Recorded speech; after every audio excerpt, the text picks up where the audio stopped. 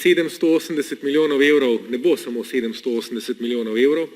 Že prvi nakup iz tega paketa, transportno letalo, se je v 3 mesecih podražilo z 50 milijonov evrov na 72 milijonov evrov. Se pravi, najverjetneje se pogovarjamo o milijardi. In zato smo v Levici presodili, da je treba o taki investiciji, taki izbiri prioritet vprašati ljudstvo na referendumu.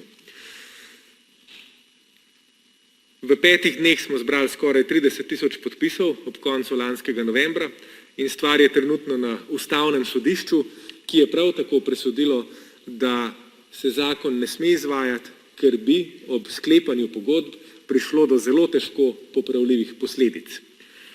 In tako smo prišli do zakona, ki je danes pred nami.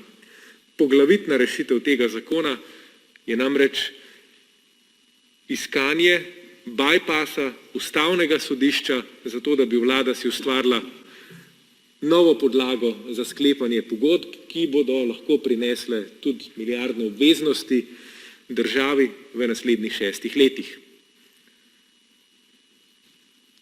In tukaj smo v zelo nevarnem precedensu. Prvič, Ustavno sodišče je zakon, ki je poskušal to urediti, zadržalo zaradi težko popravljivih posledic, vlada je šla mimo njega.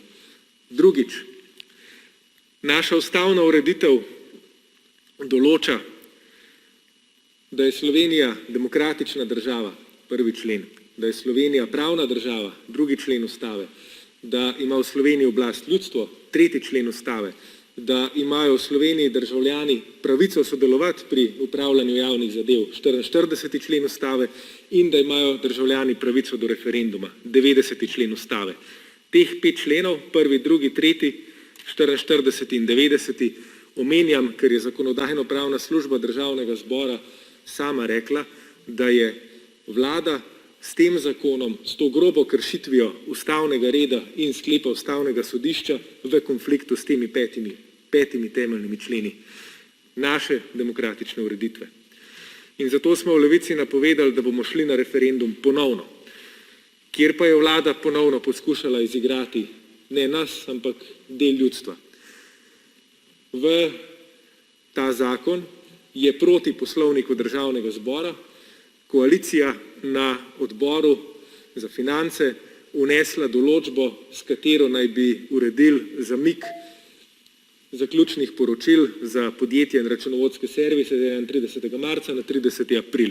To je bila rešitev, ki je vlada do takrat eksplicitno nasprotovala. Tisti dan, ko je slišala, da bo na ta zakon verjetno referendum, si je pa premislila in to dala noter. In kje smo zdaj? Računovodski servisi in podjetja so postali talc potencialne milijardne nabave orožja. Zato smo v Levici vložili amandmaje, da se računovodske servise in stvar, ki to ureja, vzame iz tega zakona. Imamo tudi pripravljen zakon, tamle na mizi ga imam, da se to uredi v posebnem zakonu, ki je, in to je dogovorjeno, lahko sprejet v torek naslednji teden. To grobo kršitev ustavnega reda pa danes zavrne.